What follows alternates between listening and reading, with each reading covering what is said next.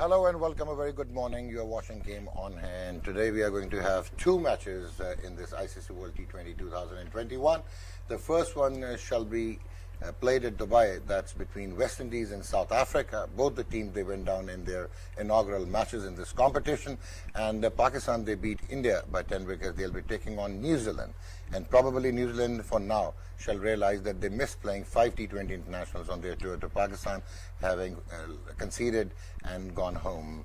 So it shall be an exciting day of cricket today. And before I get into any other argument, I would like to introduce my panel. We have the suave, the elegant, the handsome David Gabo with us. How are you, sir? Good morning, sir. Very well, thank you. Very well. And we have Sir Isaac Vivian Alexander Richards. No more introduction required because he thinks that he's suffering from amnesia. And as David puts it, that West Indies are actually starting the tournament today and there was no game played against England. Am I right, sir? I can't remember that. I can't remember that. Okay. So we heard that your highest scorer was Chris Gale, 13 in 13 deliveries with 3 fours. And he's likely to be dropped today and Roston Chase may well replace him. So your highest scorer, the only one in the double figures, may well be left out of the team, sir. Maybe they could have just got it wrong. I'm not sure, but the highest scorer, yeah, maybe they're looking further upfield. Oh, right. Oh, right. And we have with us the former Pakistan fast bowler, Aqib Javed, who once tried bouncing at Sir Vivian Richards. How are you? That's your introduction. And we have the former Pakistan women captain, Sana Mir, who says that she not only bowled off spinners, she started as a right-arm fast medium, turned to leg spin for a while. She could deliver some leg spin and some tweak of the fingers. How are you? Good morning. Thank you so much. I think off-spinners these days need to have a leg spin to survive in T20 cricket. In T20 cricket. So David, should we start with you because it's a serious thing going on. South Africa, out of the 15 T20 internationals they have played against West Indies, they have won 9 times, West Indies 6. And in the World Cups they have played only twice, and they have won twice and lost 1. So this is the start. And South Africa lost their game against Australia. West Indies never played against England. So how would you like to... Well, in England, in football, we have something called the pools panel. All right. So when the game is not played, yeah, people sit around like this deciding who would have won that game had it been played. So I'm going to tell you that the result that would have happened the other day is that England would have won. Yeah. So they have the point. So, but you're right. In effect, both these teams are starting the campaign today because having lost their first games, yeah, they need to get a win on the board quickly. The South African game was with respect, which means, of course, that's one of those phrases that means with very little respect, but with respect, the South African game was much tighter, much closer. Yeah. So they know that they're competitive, and they know that, for instance, in fact, both teams know that their batsmen could have done better on the day, and it's just a question now of degree. So yeah, both teams need the win. Both teams wants to get their campaign up and running with a win. They'd have looked at their own performances over the last few days. Would have looked at pitches, would have thought about strategies. But if you don't have enough runs on the board, you always struggle. So the first thing that both teams need to do is to have worked out how to get more runs on the board. And South Africa, for instance, have people like Van der Dussen, who was in form in the warm-ups. He went from scoring 100 in the warm-ups to 2, I think, in the game itself the other day. Yeah. So he knows that actually, as one individual knows he's got some form behind him, and today is a fresh day. It's a different pitch. They're playing in Dubai this time, so it could be a different game, different result, different performance. All right. Sir, now taking on West Indies, South Africa is contemplating to make a couple of changes. Instead of having Henrik Claesson, they may well bring in Reza Hendricks, and they may move, as David said, Aiden Markram up the order. And they want to have Lungi and Giri replacing Dwayne Pretorius. So this means they are actually working on the board, and they are quite serious taking on the West Indies. So how do you see this match coming through? Because recently South Africa beat West Indies in West Indies in the T20 International Series. So will it have any weight? I'm not worried about the South Africans and who they pick. All right. I'm basically worried about the team that I played for. Yeah, at some point. Right. I'm basically worried at the fact that they haven't won a match as yet. Both teams basically going to start from scratch. Yeah. And this particular match today is going to be very crucial. It depends on who wins this match. Certainly is going to have a better chance moving forward. So I guess West Indies ain't in the best of form at present because one's got to look back at the warm-up matches they would have played. The first, I think, They played against Afghanistan. Afghanistan. They played Afghanistan, and I think they played Pakistan. Yeah. Pakistan also. Just narrowly lost out to England.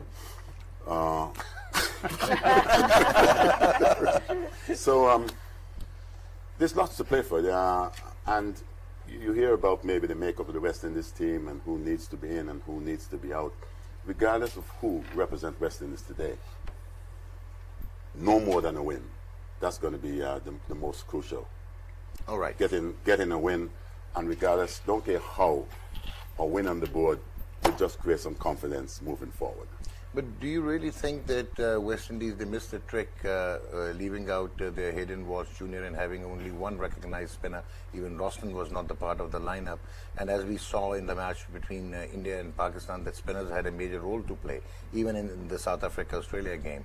So you think that Obed McCoy or any one of them, Ravi Rampal, they may well have to be rested and they can have two spinners? Certainly they're going to have a long look, because one of the things that was quite worrying for me, and I guess now a lot of questions will be asked in the region, West Indian region as such, you had someone like maybe Akeem Hussain, who came in, did reasonably well, took two magnificent catches. You cannot fault him for having a good day because he was picked.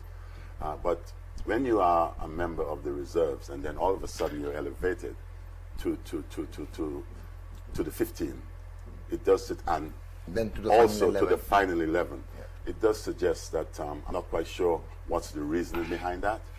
But let's look at the team today and see what they put out. And when I see the team today, it will give me some sort of indication whether there's some hope or not. All right, all right.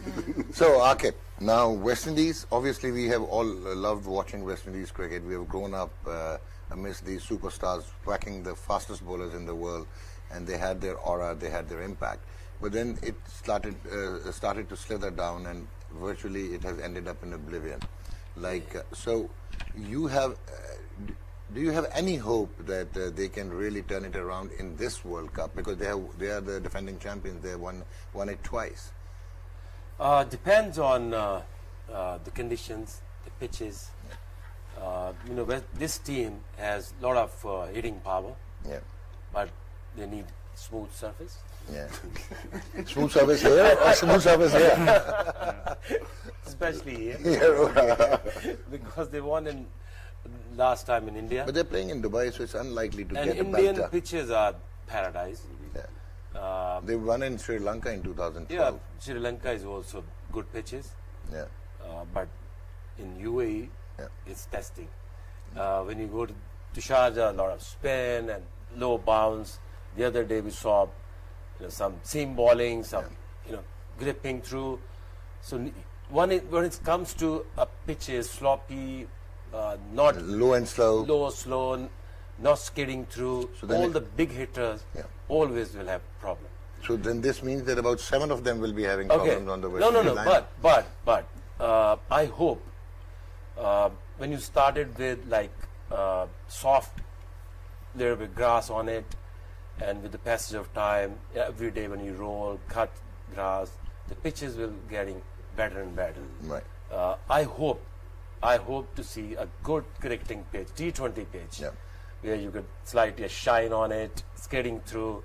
If the pitch is smooth, then West Indies have definitely a chance. A better chance. Yes. Well, but I'm worried about their bowling more than their batting. But Tabrez Shamsi, then Keshav Miraj, then you have Onrak Nokia, Kagiso Rabada, and Lungi and Giri likely to come in. So I think they are not the bowlers you can smack them. Shamsi is a bowler who can with their nemesis. Yeah, and Nokia. Yeah. Other can be managed. Yeah. But it depending on the pitch quality. Kagiso Rabada. He's all right. He's not that threat. Not that big a threat. Yeah, because when he bowls a good 2 new ball overs, and then in the end is not as much a threat than Nokia. Nokia is better death bowler than Rabada. Okay. I hope you tend to agree, David. I tend. You tend. No, indeed. It's fair enough. Yes, absolutely. I mean, Rabada is obviously a very fine bowler. Yeah. And at all levels, so test matches, ODIs, T20s, he has a role to play, very much so. But that thing about bowling in the last 5 overs, the last 2 or 3 overs, is very specialist, requires something quite tough up here, lots of skill out of the hand, so all the variations, the Yorkers, which can be very tricky to land in those last 2 or 3 overs. So Nortje has more, as it were, experience, more nous about delivering that. But I mean, the whole process is about the 20 overs. So who's going to do you damage in the first 2 or 3? Who's going to keep control in the middle overs? Who's going to try and keep some sort of control at the end? And that's a captain's job and a management's job to work out the best combinations. But from what you're saying about the possible changes, it looks as though South Africa might well have strengthened their attack by the time you see this game start today. All right. I mean, Ngidi is a useful performer. I mean, Pretorius is again a good performer, but in Akib's terms, you're not going to threaten. You know, he's going to do you a job, but you're not going to worry. If you're looking as an opposition batsman, you think, well, yeah, he can go over there somewhere. Pieces, he can go. Yeah. Whereas someone like more of a Nortje at bits the and end, pieces all-rounder who can just fill in. well, yeah, but a lot of sides have them. And at the moment, of course, West Indies are wondering if they've got anything, let alone an all-rounder. Nothing. So, Senna, first let us see the follow wickets in the West Indies innings. David, you take care of this gentleman because we are going to show the follow wickets. West Indies Again, follow wickets again. I would like. Can I go now? No, we want him to come in. Right till the end, isn't it? At least take time. Yeah. Add another 15, 20. Yeah. Let's go back to Pollard, who was meant to be captain of this team. You know, at that stage, he just drills it down the ground. That man can hit 120 metres if he wants to. Yeah. He gets it 60 metres straight to the man, walks off. At that stage, he knows he should be looking at his clock, looking at the overs on the scoreboard, thinking, right, I need to play this around for... You still had... How many overs was it? It was 14 overs in the end. So they had sort of 14.2 overs. So they had best part of 6 overs left. He could have knocked it round, 1s and 2s, the odd boundary, and you get to... It might only be 80 or 90. It's still a losing score. Yeah. But then that net run rate... Then you've still got half a chance. England were 56 for 4. Don't forget that. David, Yeah, I thought you wasn't going to mention that. England were 56 for 4. I have got. So it goes to show you. One point to make. One point to make. Okay, this game has been going on since many years. Yeah. Okay, so when I started, I never used to carry any bat, any pad, nothing. Just 2 pair of shoes, Spikes. and then it's about somebody asked me to bat. So I said, "Hey, can I wear your pads?" You to have my box. Used to have my box. Okay, so there was no professionalism to that extent. We thought that we are ballers, so we only have to take Ball in and that's a all, ball and that it. And bat a bit, that's it. But from there, it's been 30 years. Yeah. And game has evolved. And nothing has changed. I can tell you something. Isn't it? Yeah. Well, why not? Why not? I mean, these days, the professionals going into the leagues, making their value, and the game has to improve. Why can't everyone bat, field, bowl? Should. Yeah. I can remember, just maybe to elaborate a little bit on that, I remember when we were going pretty well in the 70s, that people like Andy Roberts and Michael Holding, these guys never used to get any batting. Right. So, and then on the odd occasion, when they were asked to do some batting, I can remember if they didn't come up trumps, there was an excuse for it because they weren't given enough time in the nets in order to accomplish that. But I guess when the bat is in your hand, and you need, say you're the last pair, and you need 10, you expect them to get it. Yeah. So why not give them the necessary practice, That's very nice. which does help to create the confidence that when they get in situations like that, they'll be able to bring their team home. Yeah. But the best fielder and the batsman, the tail ender was Courtney Walsh, right? He could handle that. And Had maximum number of zeros in test match innings. Well, if you one thing I know that's pretty impressive with Courtney Walsh, he had the best leave alone. Okay. When he shoulders arms, Yeah. you couldn't find anything as impressive as that. All right. It's like hitting a 6. He felt like he hit a boundary. You ever seen him leave alone? Yeah, I have seen. Yeah, very impressive.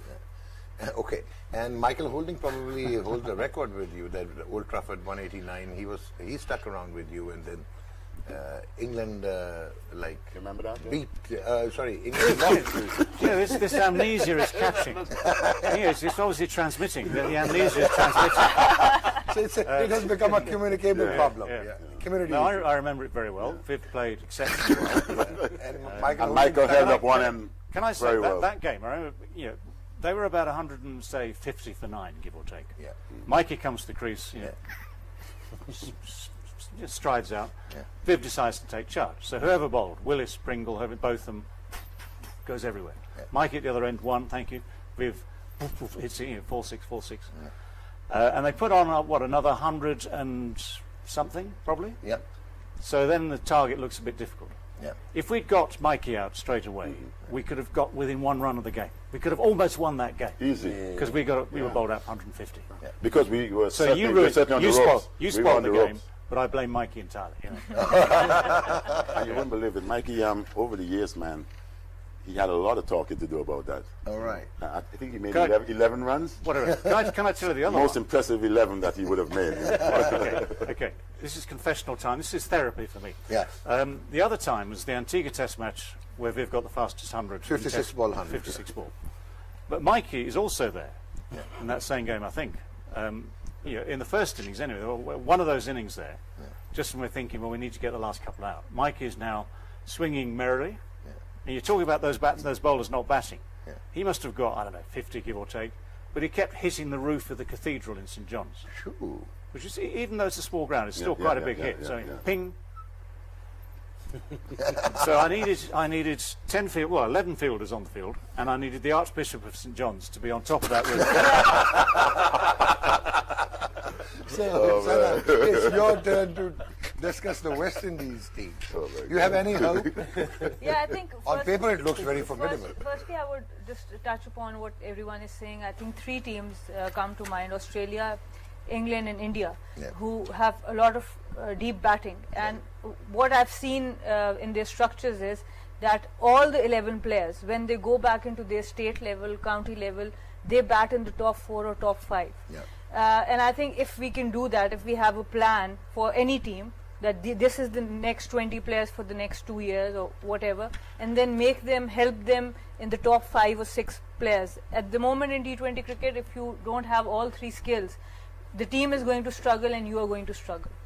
So I think I've seen that in 3 structures, and that's why we see these teams coming up a lot consistently in T20 cricket. As far as West Indies is concerned, I think it's going to be a very, very important, as everyone said, match for both these teams, because they don't have Scotland or Namibia, with all due respect, to get their run rates up after this game. So even in the other group, if someone might be able to come back even after losing 2 games, but in this group in particular, it's a group of death. It's a group of death, and if you lose the first 2 games, it's almost impossible to come back for those semi-finals. So this is really important. It's imperative for West Indies to beat South Africa, but then we lose South Africa. And like Sir Vivid said, that it's very important. We are going to see from the 11 they pick that what kind of intent they are bringing into the. I do not have the 11, but I can show you the squad, so we can see the West Indies squad. The universe boss is at the top, I see. It's Kieran Pollard. Kieran Pollard, the captain. We have Chris Gale, Shemron Hetmeyer, Yvonne Lewis, and then Lyndall Simmons. Fabian Allen is no more. So my creative team, they need to be tuned a bit. They've put this for Sir David. Yeah, it's Akil Hussain, and then Dwayne Bravo, Roston Chase, Andre Russell, and then Nicholas Pooran, Andre Fletcher, Obed McCoy, Ravi Rampur, O'Shane Thomas, Hayden Walsh Jr. So I'm leaving a question for you. You think that Lyndall Simmons, is he in the best of nicks, or they can have Andre Fletcher replacing Lyndall Simmons in the top order? There's a lot of guys who are not in the best of nicks. I think I should go for the break. Get on, we'll take a break and we'll be right back. So, Again, you're watching Game On. Shoaib, I interrupted you and we went for the break. You were talking something about the universe boss, his excellence, his excitement, his importance, his impact within the West Indies team. I'm not forgetting that he's playing with a championship team. They're Yeah. still champions. Yeah.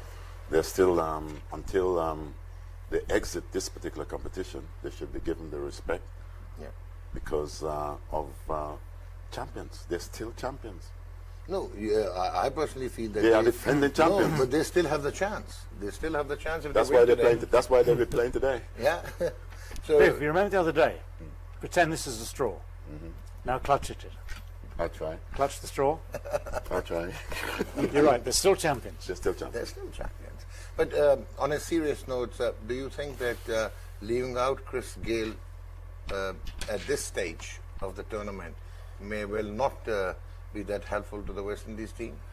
Well, what I know for sure, with the Universe boss being in the team, they're expecting big things from him. Yeah. And I think if he plays today, here's an opportunity for him to do that. Okay.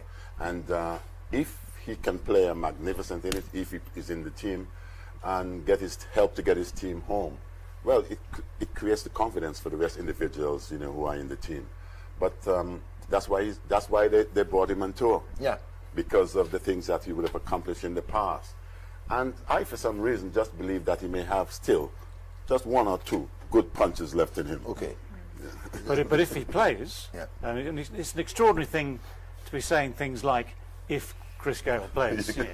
But admittedly, time it takes its toll. He's 42? Yeah, 42. I mean, it's extraordinary how he's kept his career going this far. But if he plays, and he comes in at number 3 again, who is South Africa going to bowl to him? Nortje for one, if they can, because he's got that extra pace. Rabada, another one, because he's a very good and sharp bowler. And if they've run out of overs, Ngidi maybe as well. So they're going to look at him with pace, aren't they? Because if you throw spin up at Chris, But David, still go a long way. to be fair to Chris Gayle, we are talking about him at the age of 42. Yeah. But even about 10 years ago, what he used to do in the tournaments is like play one mind-boggling innings, and then there was a lean patch for the next couple of matches, and then one big one, boom, like he did it in 2015. Well, yeah, World I mean, Cup. but- That- yeah. I mean, but players like that can win you matches. Yeah. Now, I mean, you look down most teams. You look down the 11, Yeah. and you realise that you want as many people as possible to contribute. Yeah. But there are only 2 or 3 who can change matches on a regular basis single-handedly. And obviously, in this tournament, we've already discussed, and we will discuss again, the leg spinners. The mystery bowlers who can pick up wickets like yesterday. Afghanistan picked up 10 wickets in no time. So those are the special players. But in terms of the batting, yes, there are some fantastic players around. There's some great players around across the globe, across the world. But there are just a few who can play the sort of innings that just rips an attack apart in the space of 5 or 6 overs and changes the game. All right. So if we could see the South African team, we have discussed West Indies. Now we have to see the South African squad. This Tamba Buama, Akib is quite fond of his captaincy at least. He showed that he's improving. And then Aiden Makrup, their main man. David Miller, surprisingly, is not in the best of forms. And then Russell Anderson, obviously their star. And then we have Reza Hendricks likely to play today. Wayne Mulder, he was left out as Dwayne Pretorius was preferred in the first game. Then Quinton de Kock, Onret Klassen again. The questionable inclusion, we may well not see him playing today. Kagiso Rabada, Lungi Ngidi, Onrach Nokia, Tabriz Shamsi, Keshav Miraj, and Bjorn Fortune. So they have a pretty decent, Akib, a pretty decent team. Yeah, they have. I like their bowling. Yeah. Batting is okay, Yeah. but I'm not agreeing with the captain. Why is the captain?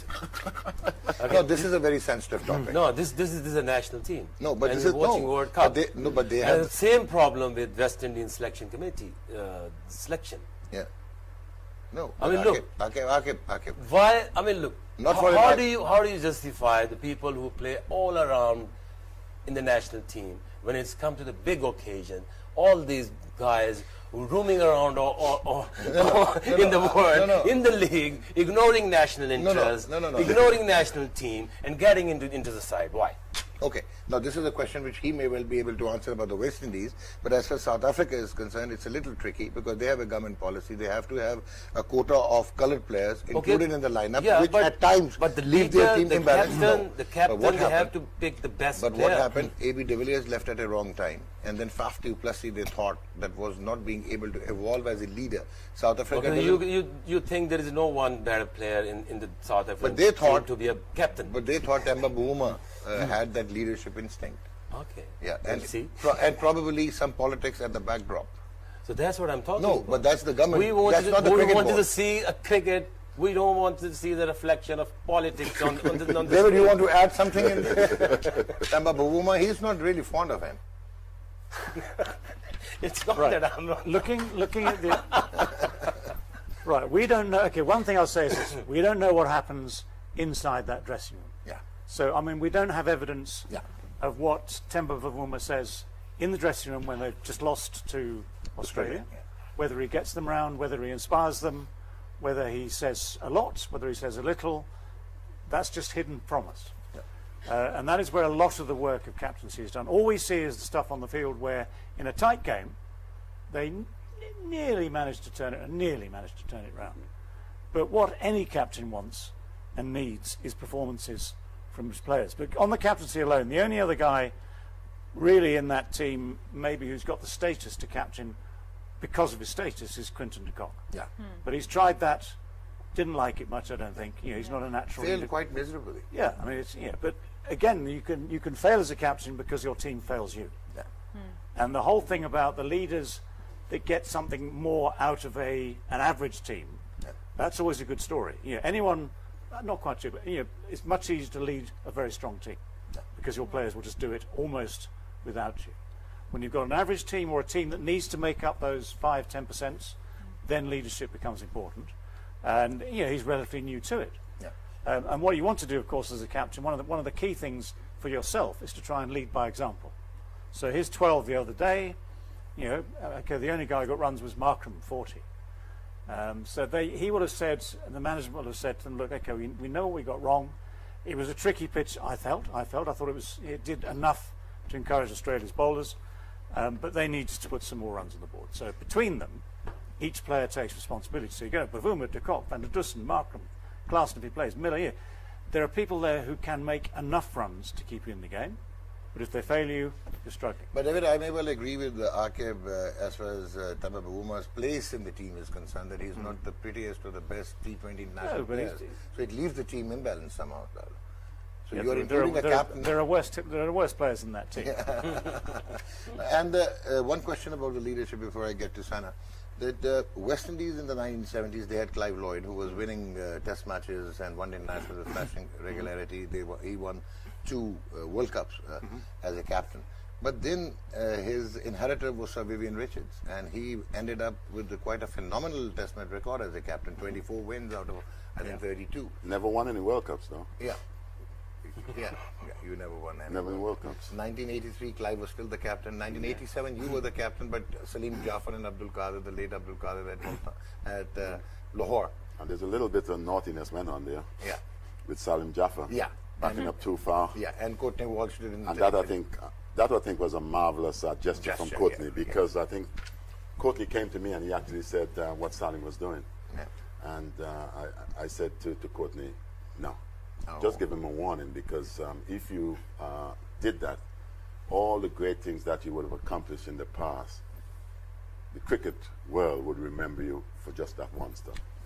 And it's amazing, in terms of the guy backing up and you're running him out. So I said, and Courtney was just quiet. And then after that, I looked up and I just saw this ball sailing. And it was Abdul Qadir hitting the same Courtney Walsh for big 6. Wow.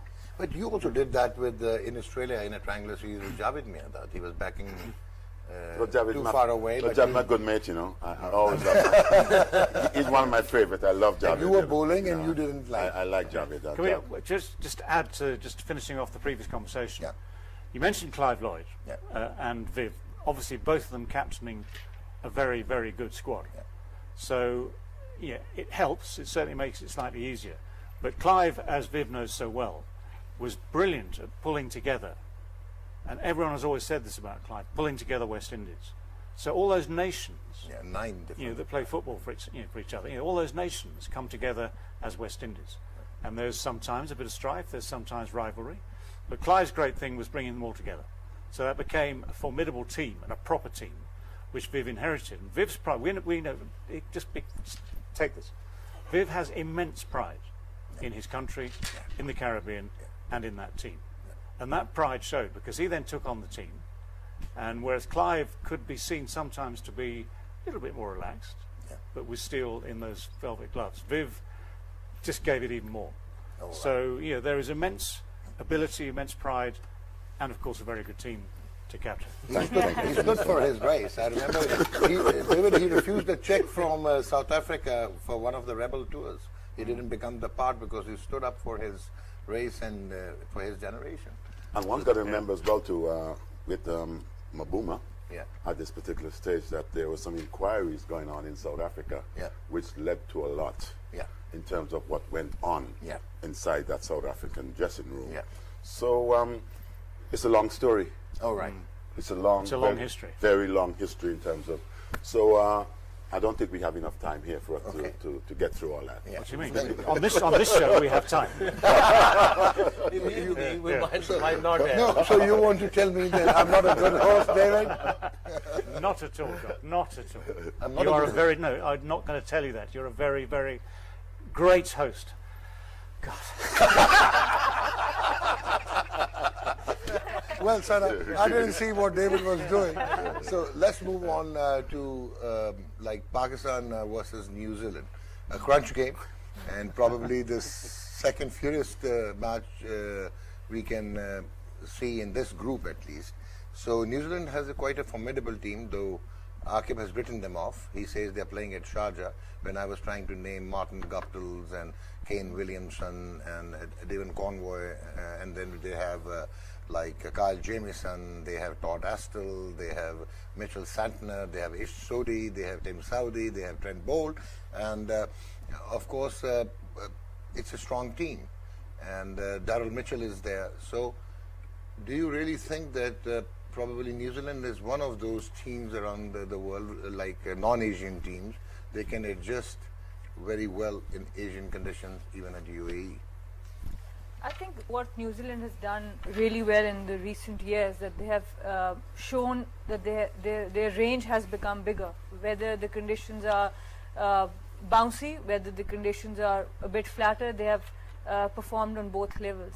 And as we were discussing leadership, I think this match we'll be seeing far superior leadership in Kane Williamson also. Babar Azam, it's really heartening to see that a captain is taking his own decisions, and I think that really pleases me because I think it's going to be a very big occasion for Babar Azam also, because the way he led the team against India. Before that he was the captain, but now he's in action, doing it in action. Do you think it has added more pressure to Babar? Because the benchmark they have set the other night, actually, we are going to ask a bit too much now. That kind of performance motivates you as well, and sometimes it can bring a bit of fear also that you might not live up to that. But I think this Pakistan team is quite motivated, the way he handled the media after the game. And I really think that this was much needed for Pakistan. And now this clash of leadership, now this is going to be a big match. Both the teams are highly skilled. They have great fast bowlers. They've got great spinners. The batting lineup is really good for both teams. And they have a mix of players where they can accelerate, who can rotate strike, who can build partnerships. So it's going to be a high quality cricket match. If you could see the New Zealand squad. So it is Kane Williamson, one of the best batsmen around in world cricket. Then we have Martin Guptill, reduced to a T20 international player by now.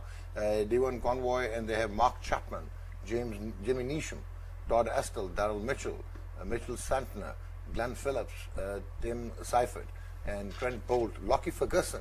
So they may have to drop one of the two, like Trent Bolt or Tim Southee. Kyle Jamieson, Ish Sodhi, and Tim Southee. It's quite a cracking team, Shoaib. That's one of the better bowling attacks that you're going to find in this tournament. and I'm a fan of Lockie Ferguson. Yeah. I love to see when he let it rip. He's quite fast. He's got some pace. Yeah. The other guy, Jameson, as well. He's pretty tall, big fella. Hits the deck. Yeah. Saudi has been around for quite some time. Trent Bowl, we all know what he's capable of. Mitchell Santner with his slow left arm and even. I don't think he even got to go there as yet. Okay. We still have some gas.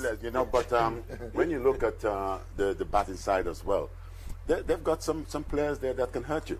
Yeah. They've been given the experience to go around the world and to be in all these different franchises. So they've done well. Martin Gupta at the top of the order, he's pretty solid. When he gets going, he can be as destructive as any. Yeah. So it's this New Zealand team should not be taken for granted. Yeah, exactly. So David, so now before going to David, you listen to Shoaib. This team you cannot take for granted. This New Zealand team. Yes, it is.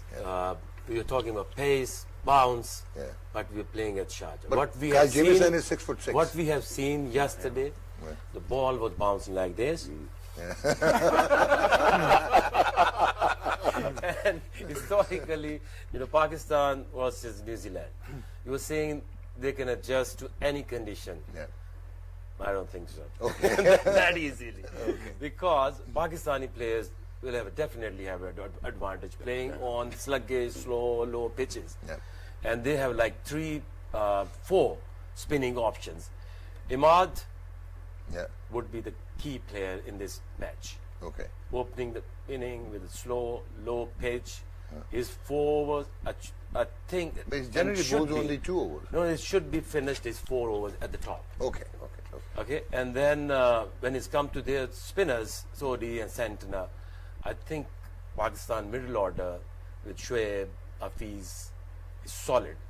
Experienced enough to tackle, see what's coming. So Pakistan team has more maturity, More experience. tackling these difficult situations. Okay. New Zealand side is like... So you are not giving any chance to New Zealand? It should not. So David, we already have no result of the match, so there's no point discussing further. Okay, One thing. take a break then. It's a win. But no, right. Going back a little bit again, when you mentioned Babar Azam and possible pressure, having set the bar so high first game, which would you prefer? To have set the bar high like that, or to have lost badly? Yeah. That's pressure. Losing badly is pressure. Yeah. Winning well is a relief and a really good place to start from when you go to your next game. But being aware that it won't always be that easy is also very, very important. But I think Akif's points are very strong, because that Pakistani batting lineup isn't going to be frightened of Santner, isn't going to be frightened of Sodi. Akhtar or Sodi, All these, they're good. They're good bowlers, of course they are. They're international bowlers. But in relative terms, Pakistan will have the edge. So let's not say it's a vast gulf. They'll have the edge, and in this game, mostly you just need to win by enough to win a game. Yeah. So having the edge, having the advantage in various departments, I think he's right in saying that, absolutely. Yeah, and sir, one thing, the other day, David also mentioned that now New Zealand, they were supposed to play 5 T20 internationals in Pakistan. And probably they missed that too, because that was a build-up to this World Cup.